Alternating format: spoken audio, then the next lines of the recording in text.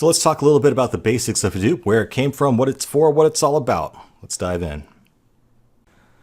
All right, let's dive right in and talk about the Hadoop ecosystem. The mascot of Hadoop is this yellow elephant here, and we'll talk about why in a minute. Again, my name is Frank Hain, and I'll be your instructor as we make sense of this wild world of Hadoop. What's Hadoop all about? So what is Hadoop anyway? Well, the definition from Hortonworks, which is one of the major vendors of Hadoop platforms, is an open source software platform for distributed storage and distributed processing of very large data sets on computer clusters built from commodity hardware. Wow, that's a mouthful. Let's break that down a little bit. So, an open source, that means it's free, that's a good thing. Software platform is just a bunch of software that runs on a cluster of computers. So as opposed to just running on a single PC, Hadoop is meant to be run on an entire cluster of PCs that run inside a rack in some data center somewhere. So it leverages the power of multiple PCs, multiple computers to actually handle big data. For distributed storage. So distributed storage is one of the main things that Hadoop provides. The idea is that you don't want to be limited by a single hard drive. If you're dealing with big data, you might be getting terabytes of information every day or even more. Where are you going to put all that? Well, the nice thing about distributed storage is that you can just keep on adding more and more computers to your cluster, and their hard drives will just become part of your data storage for your data. And what Hadoop gives you is a way of viewing all of the data distributed across all of the hard drives in your cluster as one single file system. And not only that, it's also very redundant. So if one of those computers happens to burst into flames in your data set and melt into this gooey puddle of silicon, Hadoop can handle that because it's going to keep backup copies of all your data on other places in your cluster, and it can automatically recover and make that data very resilient and very reliable. The other thing it gives you is distributed processing. So not only can it store vast amounts of data across an entire cluster of computers, it can distribute the processing of that data as well.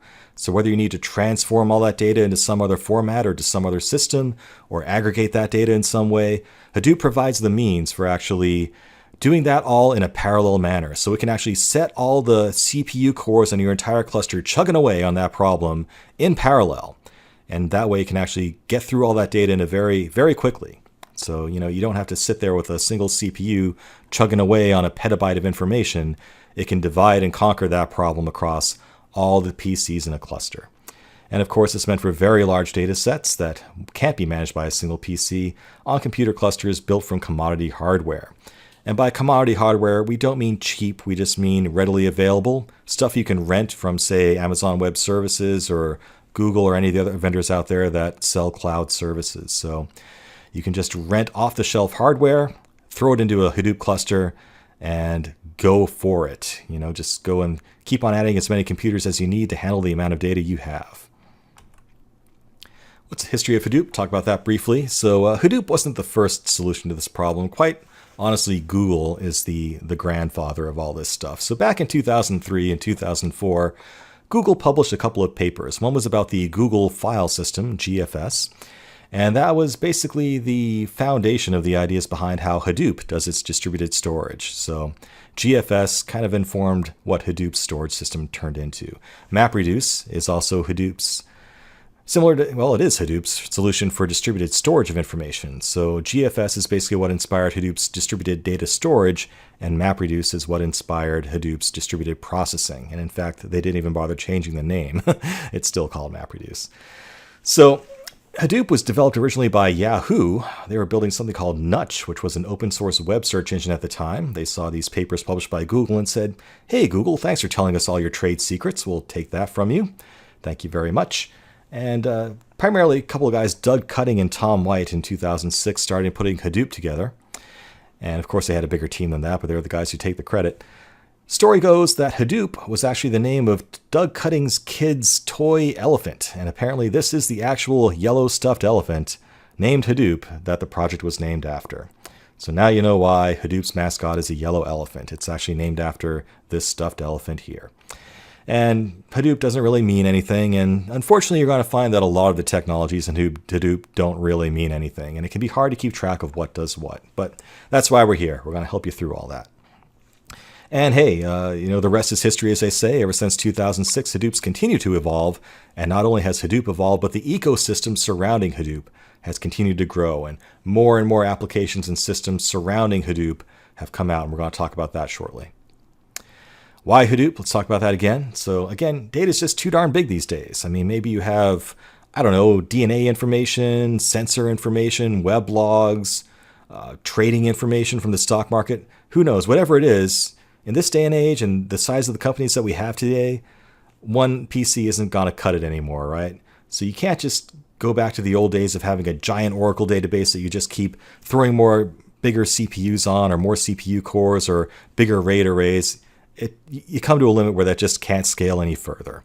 And not only that, you're dealing with things like disk seek time. So even if you did have like some massive petabyte hard drive, you still have to wait for that disk head to move around, right? So there are still advantages to using a cluster of computers with many, many, many hard drives where they can all be seeking in parallel with all their independent disk heads.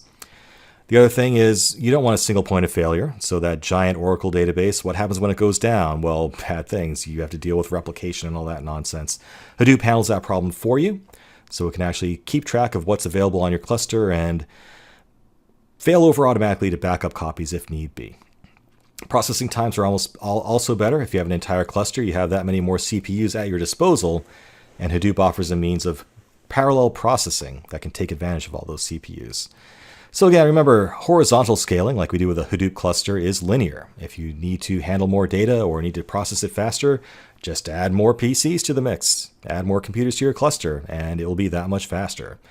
And that's not the case with vertical scaling. You start to hit these limits, like for example with your disk seat times, where linear scaling is not possible when you're doing vertical scaling. Now, Hadoop originally was just made for batch processing. And the idea was, well, if you need to run some sort of analysis that you can wait a few minutes for the answer, Hadoop might be for you. And let's be honest, if you've ever dealt with a giant database on an Oracle instance in a data warehouse, those don't come back instantly either. That can take several minutes as well. So, we're not really doing any worse than we were back in the Oracle days. But there are things that have been built on top of Hadoop that actually do make it appropriate for interactive queries as well. And we'll talk about that as well. There are systems that can also expose the data from Hadoop in a means that can be consumed by web applications or whatever you want at very high transaction rates. So it's not just for batch processing anymore. So that's sort of the backstory of Hadoop, what it's all about, what it's for, what it's used for, why it exists, and why it's so powerful. So up next, let's talk about the actual technologies that make up the Hadoop ecosystem so you can talk about it and know just enough to be dangerous. See you in the next lecture.